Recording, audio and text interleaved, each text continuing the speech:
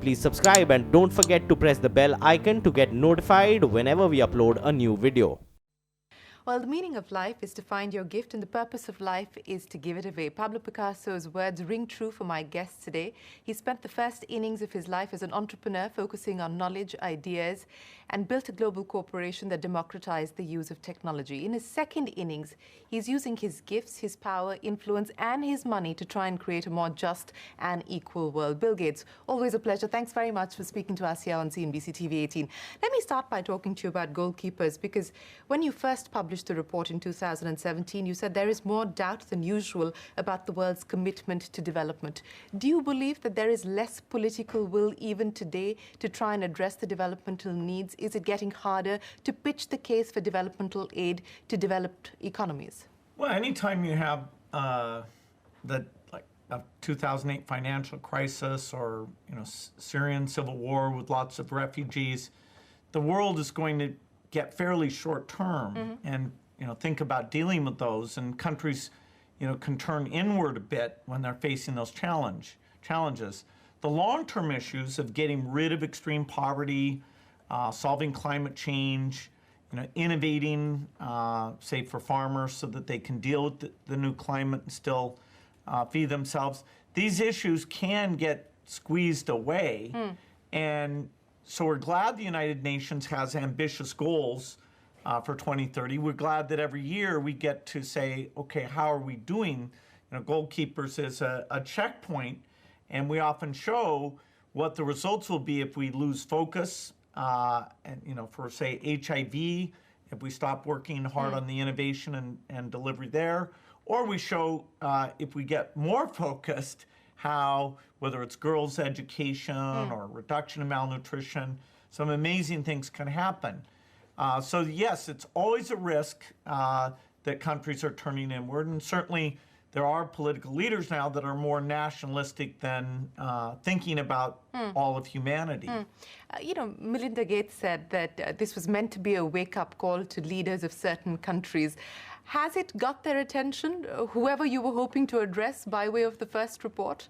Are you now seeing people take the development cause more seriously post the report and what it said? Well, yeah, I think it is impressive that the aid commitments have been maintained despite this wave of more inward-looking politics. The U.S. Maintained its aid levels. The U.K. is very generous, all the way up at 0.7%. Germany's aid budget has gone up. France is committed to increase theirs. And so, although we could always use more resources, in fact, these global causes, the innovation that will give us new tools, whether that's vaccines or seeds, that part, the science part, is actually moving even faster than we would have expected. On the ground implementation, it's always quite a range. At Goalkeepers, we bring in people from, say, Rwanda or Ethiopia who are getting ahead of the forecast and saying, okay, tell us how you did it. And then we'll take tougher areas like northern Nigeria and say, okay, they're not fixing the primary health care yet. What can all of us do to get it back on track? You've spoken about how some of these targets are realistic and some are aspirational. As you sit here today, which are the ones you believe that the deficit between reality and aspiration has been bridged significantly, and hence more progress has been made? Where do you feel more confident today? Well, our foundation, our deepest expertise is in agricultural output and health. And on the health side, we made sure that the objectives were ones that there was a chance of being able to achieve. And the world's gotten so smart about these health things. The new vaccines are being adopted, whether it's pneumococcal vaccine, rotavirus vaccine. In fact, India's now in the process of rolling that out over time to all the children there. Africa is getting very close to achieving that goal.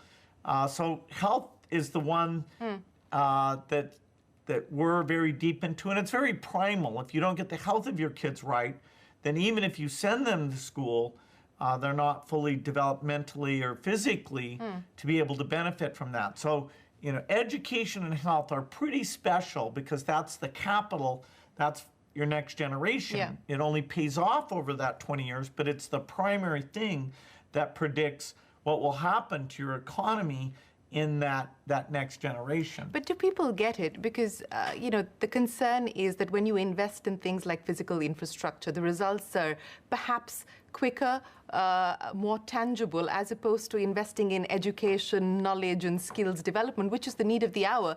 But political leaders may go in for more short-term intervention as opposed to long-term intervention, which pays off later. From a return on capital employed perspective, when you have this conversation with political leaders, what's the sense that you get?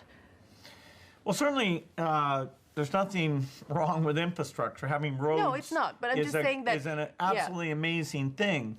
There is a tendency to underinvest in the health of the poorest, and as you say, it doesn't pay off immediately. The childhood death rate is rarely brought up during a political conversation, and so the Sustainable Development Goals are a tool to remind people that all these children surviving, all of these children's growing up in a healthy way, how important that is. India is making progress on both health and the infrastructure. In both cases. But it's been a hard bargain to drive even in India in getting the government to agree to spend more on health, and you've been waging that battle for a while. Right. So I'd say the best progress has been on taking what is spent and making sure that the quality of the system, the number of kids who get vaccinated, that gets improved. I agree there's a limit on how far it can go, and unless the public investment in these health issues increases. And so, India's a lively democracy. People will debate about that thing, but it is, compared to other countries, the investment level probably does need to get more of a priority. Have you looked at the insurance scheme that the Prime Minister is hoping to roll out later this year, and how that could impact the health goals? Yeah, we, working with Niti Aayog, talked about how other countries have brought in insurance, how they use private sector capacity to help in the health sector. There's some good long-term planning, and over time, this goal of having insurance more broadly is very, very important. But the affordability challenge means that that probably means the health sector will have to get more resources for you to get up to any substantial coverage level. Let me talk about education, because we've got a Right to Education Act that is almost into its 10th year in India. So while we may have addressed the enrollment challenge quite effectively, the quality of education continues to be a cause for concern. And there are no easy answers, even globally. I think you talk about it in the report, that the strategy to actually fix the education outcome is something that is yet to sort of come together in any comprehensive way. What's the way forward when you look at India? Well, there are exemplars. A country like Vietnam, which is substantially poorer than India. If you look at the way that they train their teachers, insist that the teachers be good at doing their job, have lots of ways of measuring that and providing feedback, they're now at a level of education that's competitive with the richer countries. And so it's quite an outlier. India, as you said, has done well on access, including boys and girls having access. But the amount of learning, which that's a recent thing to really measure that, not just the attendance, but the learning, India has a lot of room for improvement there. In fact, given India's how much the economy has grown, it's fallen behind on the quality of its learning outcomes. Is this going to be a space that you would want to focus more of your attention on, the foundation's attention on, in India? Well, our biggest spending on education by far is in our own country, the United States. Globally, we have health and agriculture. In the U.S., we have education. We are starting to take some of the lessons and be willing to share with governments that are interested in. So we're working with the Central Square Foundation in India.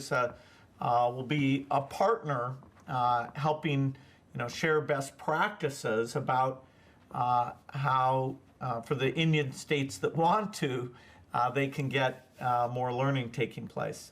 Since you spoke of agriculture, the challenge that we face in India today is that at one level you have record production, but you've actually seen farm income decline over the last few years. How do you, ensure that this promise that the government has made about doubling farm income is in fact a reality? Are there global examples that you've seen that are working effectively on the ground that could perhaps be incorporated into India as we move up this value chain of moving more towards food processing and so on and so forth? Well, a big reason that the Asian exemplars, where China's by far the biggest, that they were able to drive up economic growth was that they were able to make farm efficiency, productivity per labor much higher. And then that freed up labor that went into other activities, including, in their case, they had the right policies to be competitive in global manufacturing. They had the logistics, the infrastructure, the labor and land laws that created that as the primary source of increased employment. So you can't,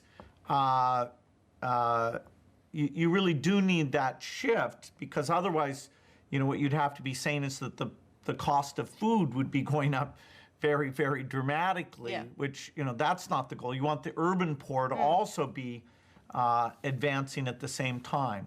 There are some high value added opportunities, there's some export opportunities, but as you get improvement in productivity, that labor shift is the only thing that can keep the per farmer income going up without having the food prices be too high for the urban poor. One of the challenges that you speak of in the report, an area where significant progress has been made, is poverty alleviation, but now you believe that that is going to be a challenge because it collides with the demographic reality. And perhaps some of that is true for India as well. What's the way forward, and how concerned are you today? Well, the world beat a very ambitious goal in reducing extreme poverty. It's gone down a lot. China was the biggest contributor to that. India was the second biggest contributor to that. And so there are clear policies, getting kids in school, understanding, malnutrition, which, India has a whole mission organized on that, which they're a lot smarter about how they can really get those levels down. So Asia as a whole, with very few exceptions, like Yemen or Afghanistan, is on a track to take this extreme poverty and get it to very low levels. Still a lot of learning to be done. China wants to go all the way to 0 people in extreme poverty and has an impressive program to do that. The place that's a concern is largely Africa. The population growth in Africa is very, very high. There's only 1 billion people today there, but by the end of the century, that'll be up to 4 billion. Right. And so most of the population growth on the entire planet's in the continent that is by far the poorest. And so it's going to be a real challenge to keep making progress on extreme poverty unless we take the lessons from India and China and we're able to apply those in Africa, particularly in the larger countries in Africa. We could actually see a leveling out or even an increase in that extreme poverty number that, we all want to see that get to 0. So Africa looms in front of us. Do the young people there get into school, get a good education? Are they well nourished? Only if the world collectively takes the best lessons and helps Africa with that, are we likely to get on the path where their incomes go up, their education goes up, which actually means their population won't grow quite as quickly, which makes the whole job a lot easier. So on balance, last year you were candid about the fact that perhaps we would miss some of the targets as far as the SDG was concerned by 2030. Do you feel a little more confident about meeting them today, or do you feel that not much has changed in the last 12 months since the last report? Well, the year shows us that we're making very good progress on the health goals. Shows us the kind of upstream innovation where we need new tools like a HIV vaccine, a TB vaccine, seeds that can deal with drought because of the climate change. I'd say the innovation piece has gone faster than I would have expected. We'll be sharing examples of that. The global priority of helping everyone, including the poorest, that's always a little bit crowded out by near-term challenges, whether it's, Brexit or the U.S. trade policies. And so we do worry that, we only get sort of broad attention on these long-term goals during this 1 week. And so getting out to people, okay, where the generosity of the rich countries and, better policies need to help out. I think that's very important because the political commitment certainly it's not guaranteed, and it's possible that the issue of helping Africa or all the poorest will get lost in all the other noise. Since you're talking about political commitment, any fresh conversations with President Trump on these issues? I haven't seen him for a number of months.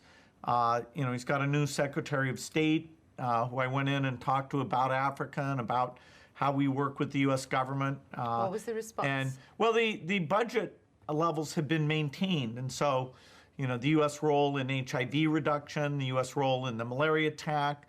There's a lot that the U.S. has prioritized and continued to fund it at various generous levels. And in those areas, over half the money that goes to Africa to help with those problems comes out of the United States.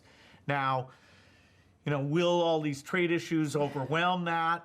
How does that affect some of these very fragile economies? There's always plenty to be worried about. So, our voice on behalf of these poor countries, that which of these policy choices would avoid creating damage to those most in need, we see that as a key role that we play. I'll come to trade in just a second, but since you talked about vaccines, about $15.5 billion over the last 10 years that you've spent on the vaccine program through the Gates Foundation. What role do you see specifically for India from this perspective? Because it is a generic a hub as far as pharma is concerned. We have the world's largest vaccine manufacturer based in India as well. What specific role do you see for India from the vaccine perspective? Well, India, by keeping the quality of its drug regulation high, has been able to serve its own needs with very low-cost vaccines. Serum being, a great example of that, but BioE, Bharat, a lot of companies in India are at the forefront of very high volume, very low priced vaccines. And we provided hundreds of millions of dollars to these organizations to help them build new factories, create new products, make sure that they're taking a very high volume, low price approach. And so it's fantastic. India adopted the rotavirus vaccine. It had been over 20 years until a new adoption that happened. The pneumococcal vaccine is starting to be rolled out. And so as we look at the child survival rate that's improving quite a bit in India, this vaccine coverage deserves a fair bit of credit for that. And so India will continue to be where a very high percentage of the world's vaccines are made, and it's moving up so that it's even doing new vaccines, like Rajban helped with this Bharat rotavirus vaccine. Now that's a very high quality, but actually a lower cost tool that won't only be used in India, it will also be used as the big vaccine in Africa. So important from a vaccine perspective. What about sanitation? Because this has been the Prime Minister's pet project, Swachh Bharat, and you have worked with the government on many levels on this front.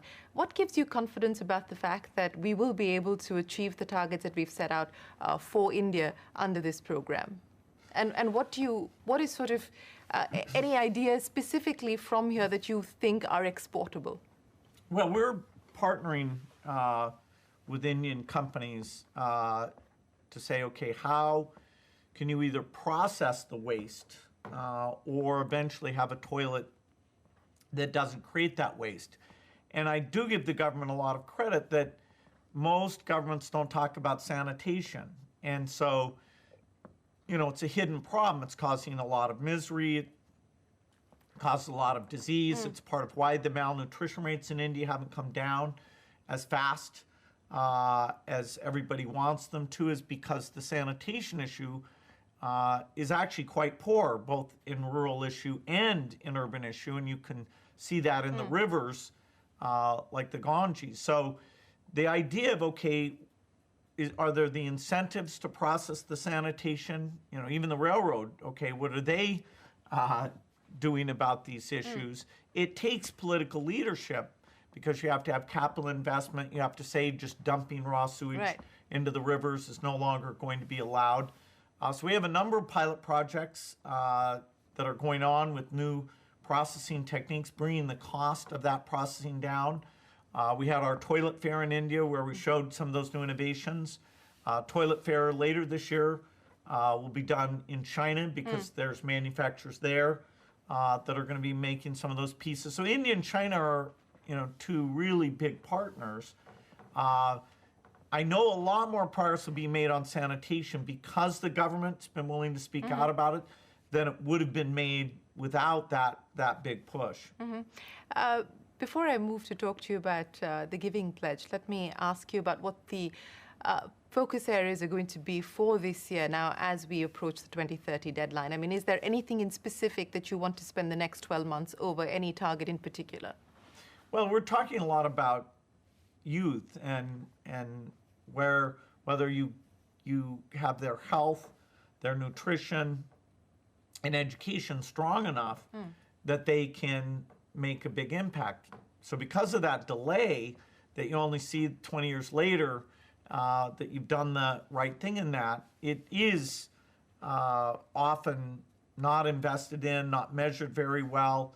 You know, the disappointing learning outcomes in most countries, you know, who's going to bring that up? But it should be discussed. You know, there's so much work to be done on that. So I'd say that idea of where are the kids being born, and are we going to invest in them and the impact that has, that's our biggest message for this year. Let me ask you about the Giving Pledge. What's the experience been like in India? You've got, you know, Indians in India who've signed up, but you've got more who are based in the US who've signed up to the Giving Pledge. What are the questions that people are asking you today when you make the pitch to them? Well, when you join the Giving Pledge, you're not pooling money or, you know, picking particular causes. You're simply making a moral commitment that, as somebody who's been hyper successful, the majority of your wealth will go for philanthropic causes. And as everyone who joins sets an example and says, hey, society should expect the super successful to engage in giving back in some way. And hopefully they'll take their talent and their connections, their understanding, and do it in a way that drives innovative new services. We have a lot of Giving Pledge members who have a connection to India. In Dubai, a lot of the members are originally from India, doing a lot of their giving in India. In India itself, we have some amazing people. And then in the US, as you say, a lot of Indians who are here and successful, again, giving back into India. And so when we get together, we talk, you know, how do you give to education in India? You know, Azam Premji has made that his big cause. In fact, amongst the Indian philanthropists, education really sticks out as the number one cause, and yet, because the government's so involved, how do you help the government innovate? How do you do pilot schools? What do you do? Non-annealing economy has this X step, which I'm very enthused about. It shows a lot of promise to help kids, even very young kids, learn numbers and words. And so we share success stories. We find ways that we can cooperate with each other. It's kind of a movement, a global movement that helps us do more and work with each other. Then India has its own group of the India Philanthropy Initiative, which is a meeting that's done every year, and I've been at most of those. I'm missing the one this year, but that's always been inspiring in terms of new people coming in and making commitment to philanthropy and sharing exactly what they're seeing. Bill Gates, thanks very much for joining us on CNBC TV18. Always a pleasure. Thanks very much for your time. Thank you. With that, it is time for us to wrap up this special from all of us here. Goodbye. Many thanks for watching.